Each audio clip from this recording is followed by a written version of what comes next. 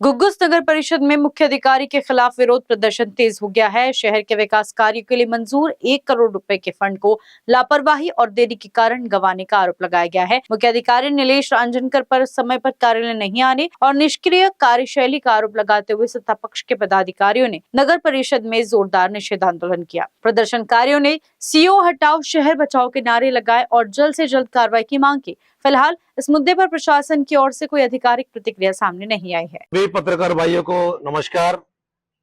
मैं धन्यवाद देना चाहूंगा कि आप लोग अपना कीमती वक्त निकल के यहाँ पर नगर परिषद में पधारे। हम आज गुग्गुस जनता को कुछ सच्चाई बताने के लिए गुग्गुस में बहुमत से चुन के आए नगर सेविका नगर सेवक आपके सामने कुछ बातें बताना चाहेंगे। गुग्गुस के अंदर में जो सीओ रांजनकर बैठा है, वो रांजनकर पिछले 90 दिन से यही कोशिश कर रहा है कि गुग्गुस को कहीं किसी तरह से प्रगति की ओर नहीं जाना चाहिए। हर बार हम उससे बात कर रहे, चर्चा कर रहे, लेकिन वो चर्चा का हल कुछ भी नहीं निकल रहा। रांजनकर जी का कंप्लेन कर ले, हम कल कलेक्टर पास तो जाने वाले आईच, लेकिन गुग्गुस जनता को एक बार हम लोग साझा करना चाहेंगे कि गुग्गुस के अंदर हो क्या रहा है। नगरोत्थान महाअभियान जिला स्तरीय योजना अंतर्गत 2025-26 वास्तविक निधि करीबन 72,72,893 रुपए मार्च एंडिंग से पहले मार्च महीने में जमा करना था। रांजनकर जी ने जमा नहीं किया, कल अंतिम टाइम पर जमा कर दिया, उसको नकार दिया गया जिला स्तरीय लेवल पे। साथ ही साथ अन्ना साते पुरवठा नगरीय दलित वस्ती सुधार योजना अंतर्गत 2025-26 की में 25,29,220 रुपए जो गुग्गुस के अंदर में पानी का सेवा दे सकता था, पानी का सोलर पंप लगा सकते थे, ऐसे 8-10 काम वापस किया गया है।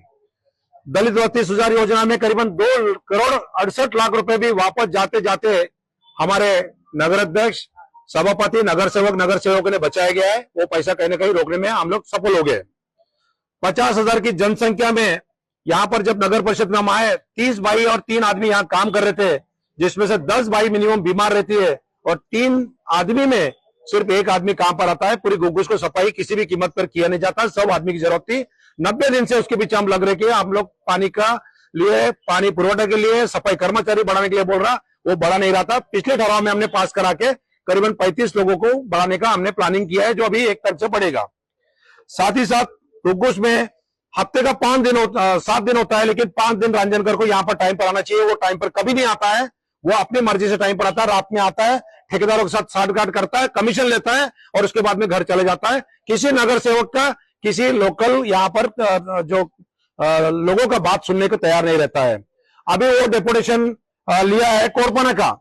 अब मुझे समझ में नहीं आ रहा कि 5 दिन यहीं पर नहीं आ पाता वो, और 5 दिन के बाद में 2 दिन कोरपना का लिया।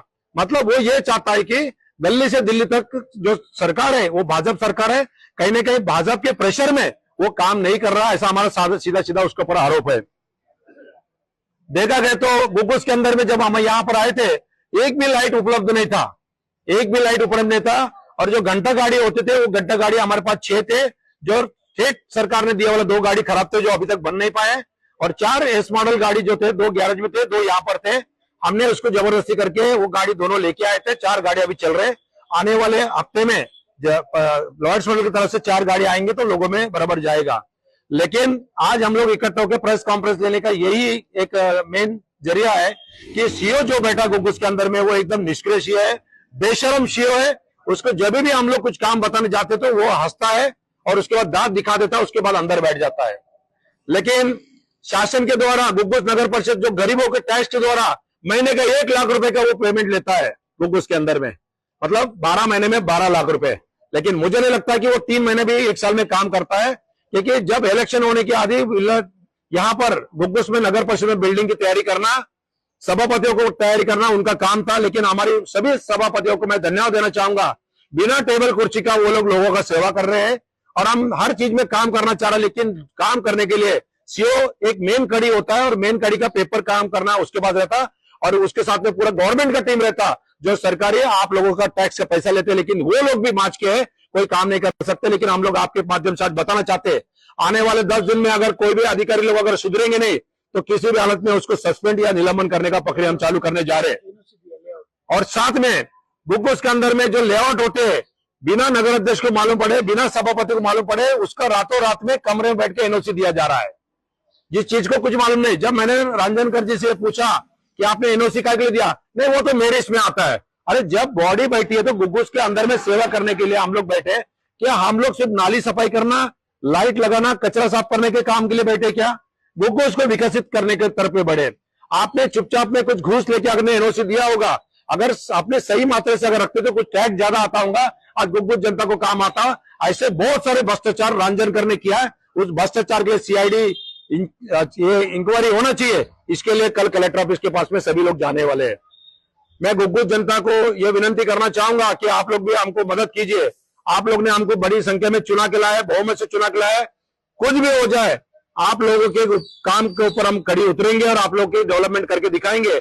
लेकिन गुग्गुस के अंदर, नगर परिषद के अंदर इस तरह की व्यवहार हो रहा, आप लोगों को मालूम होना चाहिए, इसलिए हम आप लोगों को बता रहे हैं। धन्यवाद। कारण इसके लिए गुग्गुस से प्रभाकर कुमरे की रिपोर्ट। भगवान बाबा हनुमानजींना प्रणाम, महान त्यागी बाबा जुमदेवजींना प्रणाम। अंधश्रद्धा नष्ट करणारे, वाईट व्यसन दूर करणारे, स्त्री भ्रूण हत्या आणि जातीय भेदभाव विरुद्ध कार्य करणारे श्री महान त्यागी बाबा जुमदेवजी परमपूज्य परमात्मा एक सेवक मंडळ वर्धमान नगर नागपूर यांच्या तत्वाधानात गट क्रमांक 10 मानव धर्माचे संस्थापक महान त्यागी बाबा जुमदेवजी यांच्या 105व्या जयंती सोहळा आयोजित केला जात आहे। सर्व भक्तजनांचा हृदयपूर्वक आमंत्रण या भव्य शोभायात्रा व जयंती कार्यक्रमात शुक्रवार दिनांक 3 एप्रिल 2026 शोभायात्राचे शुभारंभ वेळ सकाळी 8:30 वाजता पिपळा गावातून कवडूजी जुमडे यांच्या निवासस्थानावरून हुडकेश्वर रोड, इंगोले रोड, राजपेठ, महाडगी नगर, आशीर्वाद नगर, गजानन शाळेसमोरील दत्तात्रेय नगर ते रघुजी नगर पर्यंत शोभायात्रेचे समापन होणार। या पवित्र कार्यक्रमाचे मार्गदर्शन करतील श्री गोविंदरावजी सोनवाने साहेब, श्री रामाजी भोयर, सोबत कार्यकर्ता डोमाजी सोनवाने, लहानूजी नान्हे, अतुलजी चरडे, भोजराज रामटेके, दशरथजी ठाकरे आणि रमेशजी मोरघडे साथील उपस्थित राहतील सर्व सेवक, सेविका आणि बालगोपाळ।